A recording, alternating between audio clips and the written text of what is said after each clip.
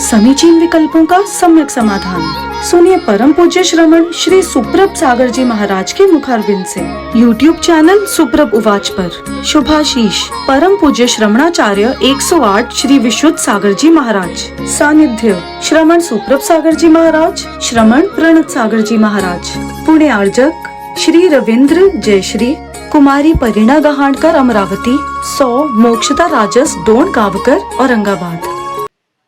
ओम नमः सिद्धेभ्य।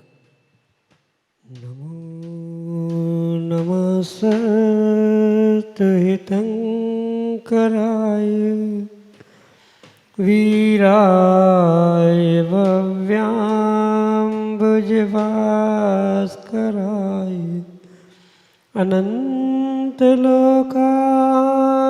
सुरार्चिताय देवादिदेवाय नमो जिनाय देवादिदेवाय नमो जिनाय। पंच परमेष्टि भगवान की परम पूज्य आचार्य भगवंत गणाचार्य श्री विराग सागर जी महाराज की, परम पूज्य पट्टाचार्य श्री विशुद्ध सागर जी मुनि महाराज की, परम पूज्य मुनि श्री प्रसन्न सागर जी महाराज की, परम पूज्य मुनि श्री सुप्रभ सागर जी महाराज की।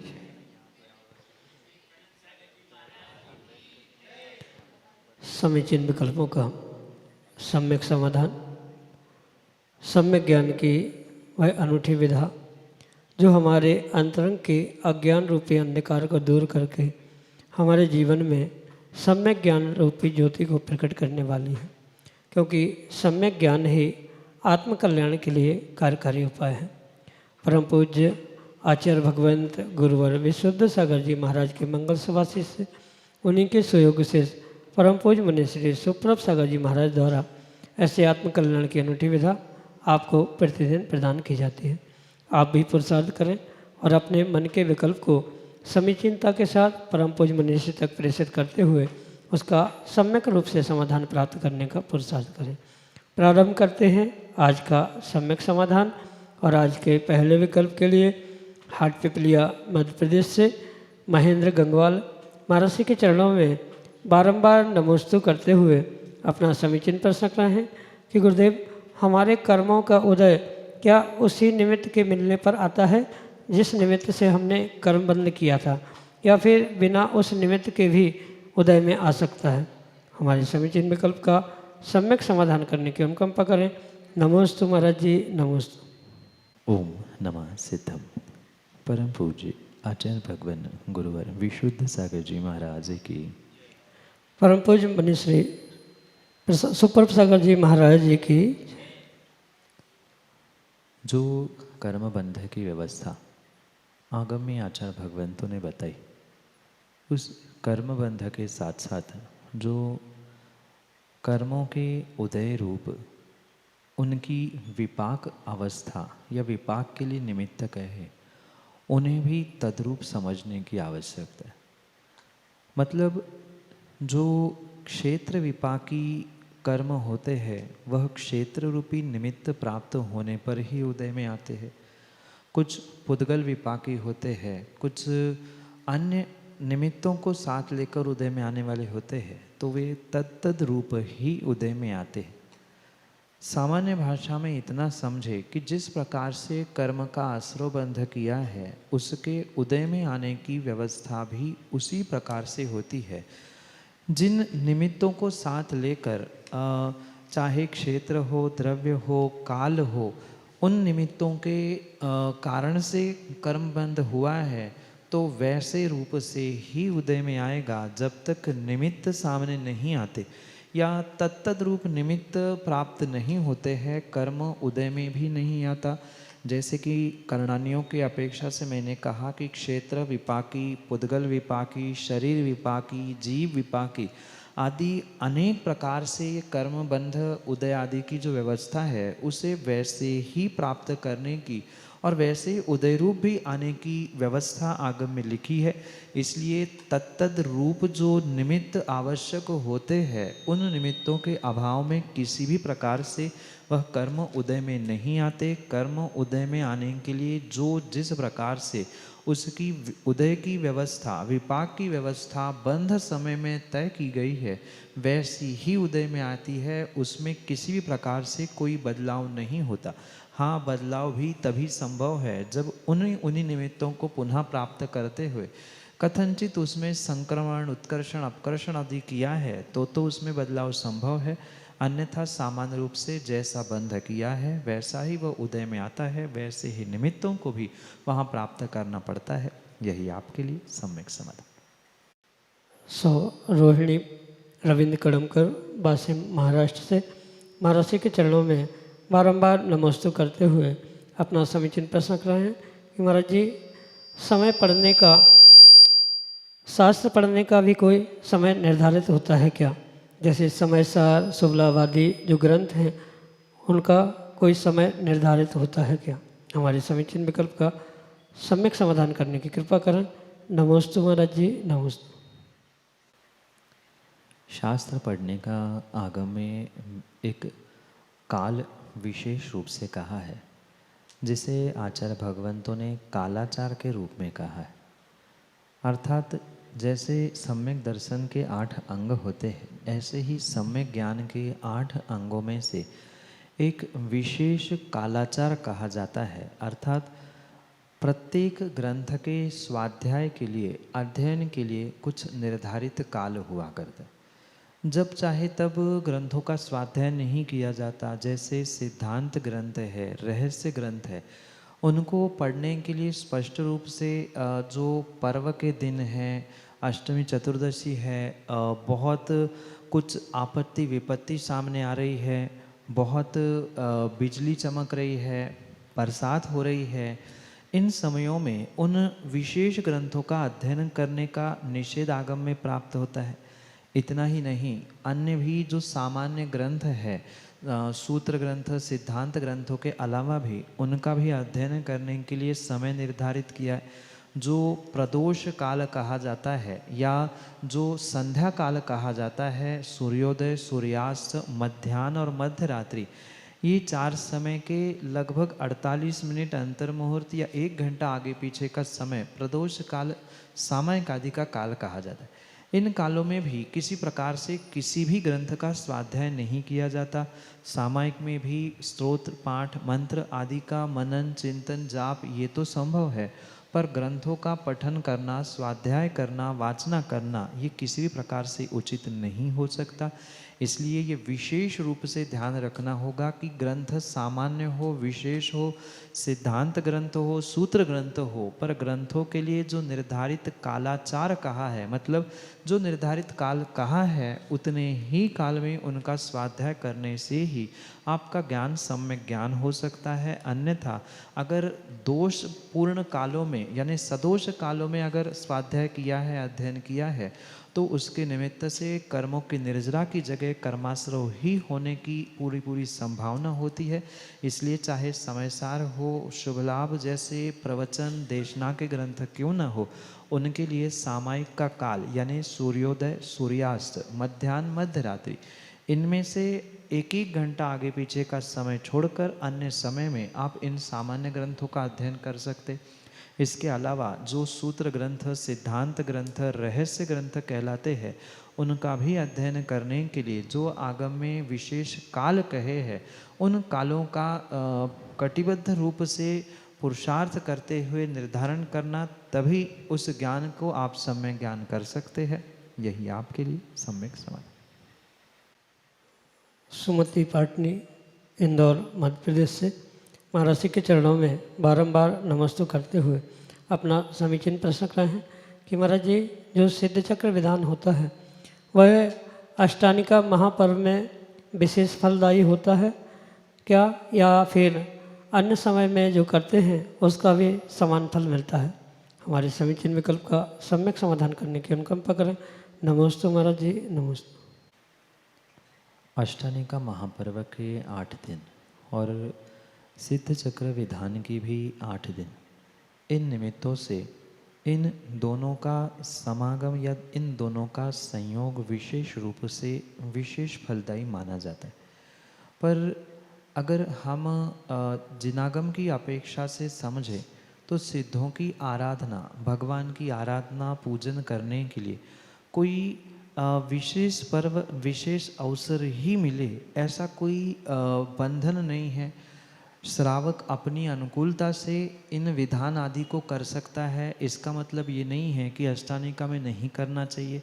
जैसे कि मैंने पहले ही कहा कि ये नियोगवश 8 दिन का अष्टानिका, 8 दिन की सिद्ध चक्र की आराधना, इन कारणों से इन विशेष आयोजनों को जोड़ते हुए एक विशेष फलदायी माना जाता है। अष्टानिका पर्व अपने आप में एक शाश्वत पर्व है। अरिहंतों की, भगवंतों की, सिद्धों की आराधना करना विशेष दिनों में विशेष फलदायी होता है। पर इसका अर्थ ये नहीं है कि अन्य दिनों में उसको करने से कोई दोष लग रहा है, पाप लग रहा है।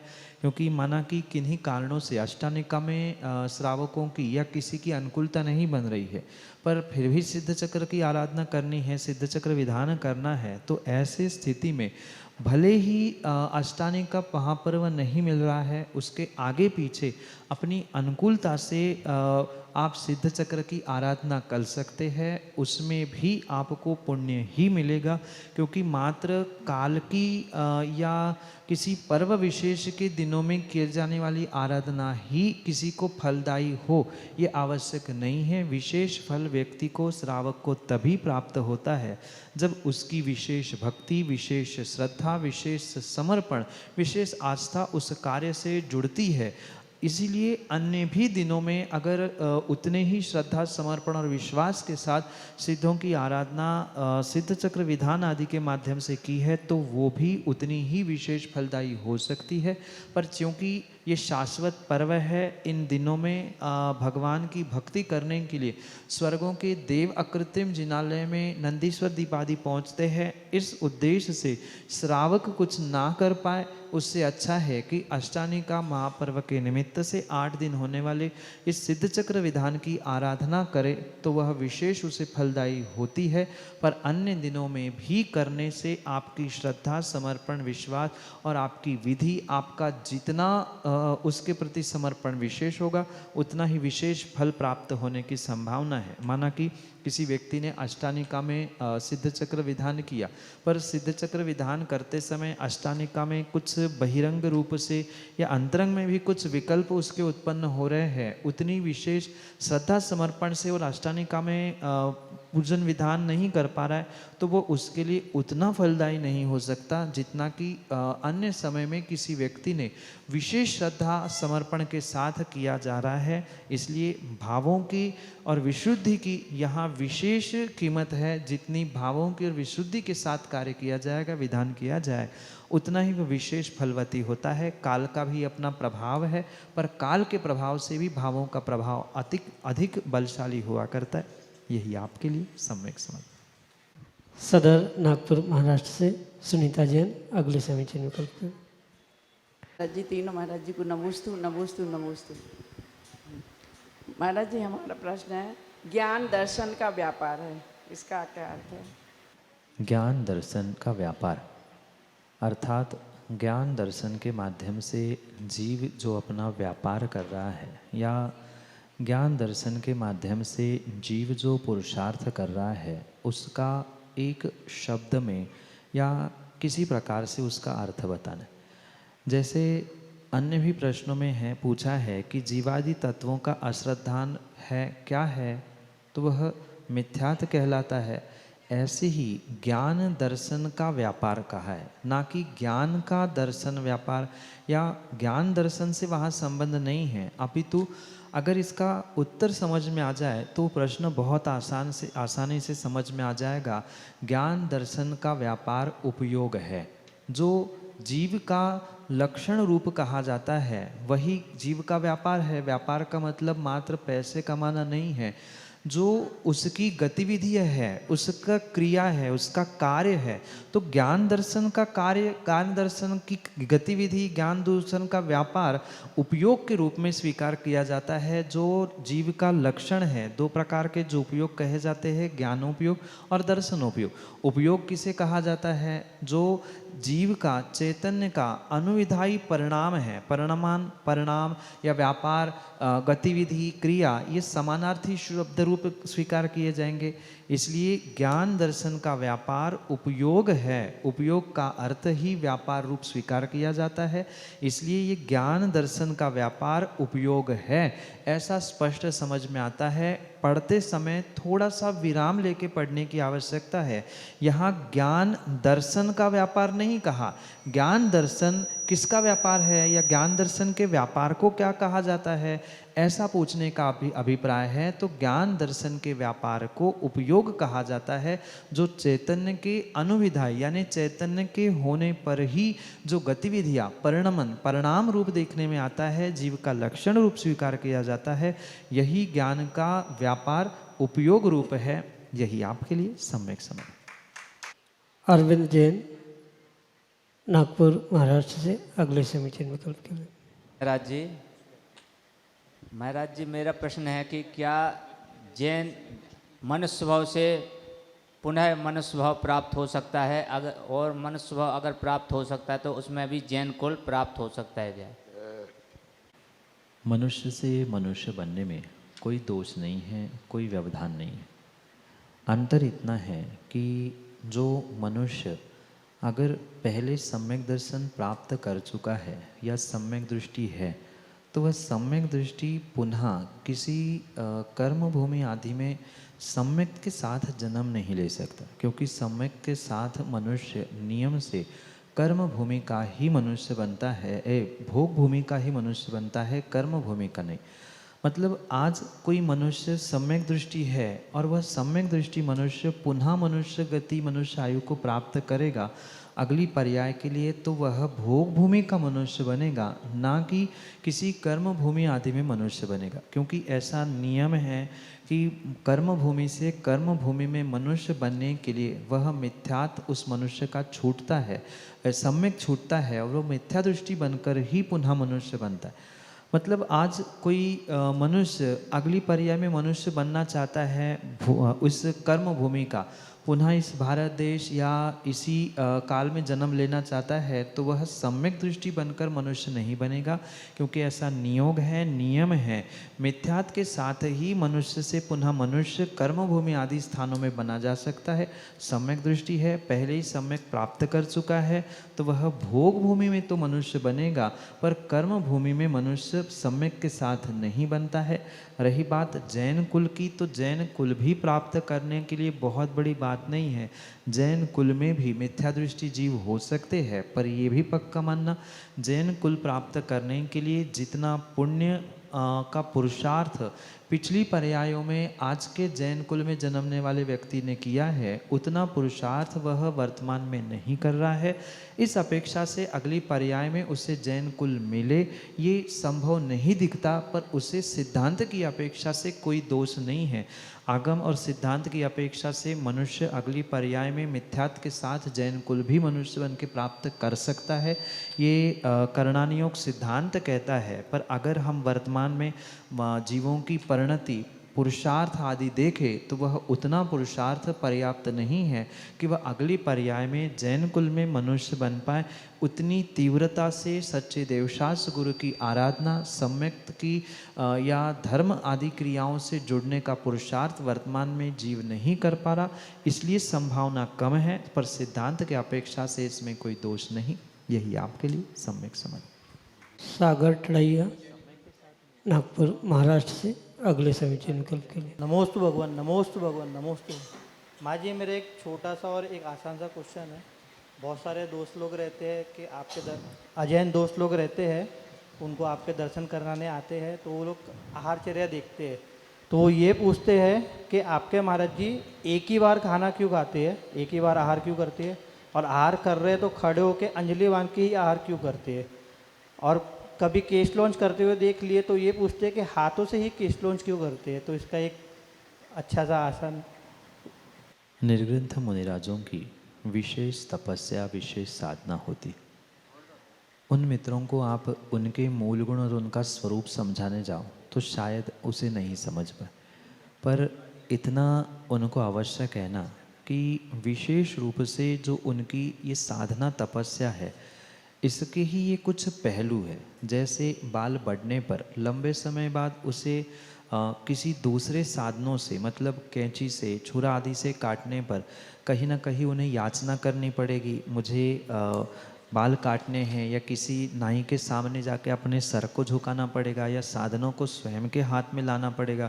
क्योंकि आज का युवा यही कह सकता है ट्रिमर है अपने हाथ से कर ले, तो ट्रिमर किसी से मांगना पड़ेगा, कैंची किसी से मांगना पड़ेगी। उनका अयाचक यानी किसी से कुछ नहीं मांगना, ये मूल गुण स्वीकार किया जाता है। तो वो किसी के सामने हाथ नहीं फैलाते कि भाई हमारे शरीर की इन व्यवस्थाओं के लिए आप कुछ हमें साधन प्रोवाइड करें। इसलिए वे अपने स्वयं के हाथों से ही समय होने पर 2, 3 या अधिक से अधिक 4 महीने के अंतर्गत अपने स्वयं के बालों को हाथों से उखाड़कर अलग कर देते। रही बात आहार की, तो आहार के भी विषय में आप अनुभव करना, एक स्थान पर व्यवस्थित बैठकर जितना भोजन होता है उतना भोजन खड़े खड़े नहीं हो पाता, और उसी कारण से वे जो भोजन भी करते हैं मात्र शरीर चलाने के लिए, तपस्या करने के लिए ही भोजन करते हैं, अपने शरीर को सुदृढ़ करने के लिए, मजबूत करने के लिए, या भोगों को प्राप्त करने के लिए नहीं। शरीर जिससे चलता रहे उतना ही आहार हो, शरीर भी ना छूटे। तपस्या शरीर के माध्यम से होगी, चारित्र का पालन शरीर के माध्यम से होगा। इसलिए शरीर को चलाने के लिए जैसे गाड़ी आदि में ग्रीस डाला जाता है, बहुत सारा डाल देंगे तो चक्का निकल जाएगा, स्पेयर पार्ट निकल जाएंगे, ऐसे ही शरीर में उतना ही ग्रीस भोजन के रूप में डालते हैं जितनी आवश्यकता है, और खड़े खड़े उतना भोजन नहीं होता जितना कि एक बैठकर व्यक्ति बहुत आसानी से करता है। ये मुख्य उद्देश्य है। उसके अलावा खड़े होकर करना उनका नियम है। जब तक जंघा में बल है तब तक ही वे खड़े होकर आहार करते हैं। जैसे ही बल समाप्त होता है संलेखना समाधि धारण करते हैं। अंजलि में आहार लेने के पीछे का उद्देश्य यही है कि बर्तन में अगर लेंगे, सेठों के यहाँ जाएंगे तो सोने के बर्तन, कहीं स्टील के बर्तन, कहीं लोहे के बर्तन, तो उसमें परिणाम ऊपर नीचे ना हो जाए। दूसरी बात, बर्तनों का प्रयोग करेंगे तो बर्तन मांझेगा कौन? मांझेंगे तो उसको पूरा धोते समय हिंसा होने की संभावना है। अपना हाथ धो लिया, उसमें सब कुछ हो लिया, बाकी कुछ वहाँ बर्तन श्रावक अपनी व्यवस्था के लिए बना रहा है, वो बर्तन को स्पर्श भी नहीं करते। कर पात्र ही उनके लिए बर्तन के रूप में होता है। ये सब कुछ उनके मूल गुण के अंतर्गत है। पर लॉजिकली पहली बात, हाथों के द्वारा बर्तन ना प्रयोग में लाने से हिंसा नहीं होती है। खड़े होकर कम भोजन कर पाए इसलिए खड़े होकर आहार किए जाते हैं। शरीर पे भी वस्त्र इसीलिए नहीं पहने जाते हैं कि वस्त्र फिर फट जाएंगे, धोएंगे, सिलाएंगे, उसमें हिंसा होगी, किससे मांगेंगे।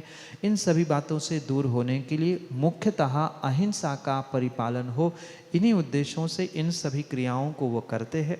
यही आपके लिए सम्यक समझ। सदर नागपुर महाराष्ट्र से प्रीतिका जैन अगले समीचन में। मेरा क्वेश्चन है, सब धर्मों का मूल क्या है? धम्मस्य मूलम दया। आचार्य भगवंतों ने स्पष्ट लिखा है कि धर्म का अगर कोई मूल है तो वह दया है। जहाँ दया नहीं है वहाँ कोई भी धर्म पुष्पित, फलित, पल्लवित नहीं हो सकता।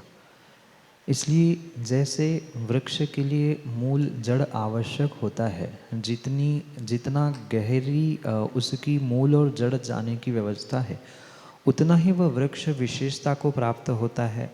ऐसे ही धर्म के भी विषय में समझे, कोई भी धर्म क्यों ना हो, कोई भी संप्रदाय क्यों ना हो, कोई भी व्यवस्था क्यों ना हो, पर वास्तविकता में जिस धर्म के पास दया है वही धर्म श्रेष्ठ माना जाता है। क्योंकि धर्म किसी को मारना, किसी की हिंसा करना या किसी को क्षोभ उत्पन्न करना, ये किसी भी प्रकार से नहीं सिखाता। भले ही आज बहुत सारे ऐसे संप्रदाय, बहुत सारी ऐसी व्यवस्था हमें देखने के लिए मिल रही है जहाँ जीवों की हिंसा आदि देखने के लिए मिलती है, पर सही मायने में वह धर्म है ही नहीं है। अगर हम जिनागम की अपेक्षा से धर्म की परिभाषा समझे या धर्म के मूल को समझे, तो जैसे आचार्य भगवंतों ने कहा है धम्मस्य मूलम दया, धर्म का मूल अगर कोई है, जड़ कोई है तो दया है। पर दया का अर्थ में मात्र दिखावा नहीं है, अंतरंग में दुखी जीवों को दुख से दूर करने की जो एक अनुभूति है, जो अंतरंग में उनके प्रति सहयोग करने के भाव है, उनको मदद करने की जो भावना है, यही दया हो सकती है। क्योंकि दिखावा मात्र दया नहीं हो सकता। अंतरंग में उस जीव के प्रति दुख की उत्पत्ति ना हो, उनके दुखों को दूर करने के लिए जो एक आर्द्र परिणाम करुणा के भाव उत्पन्न हो रहे हैं, यही दया है। और यही सभी धर्म की मूल रूप व्यवस्था समझने की आवश्यकता है, जो कि आपके लिए सम्यक समाधान है।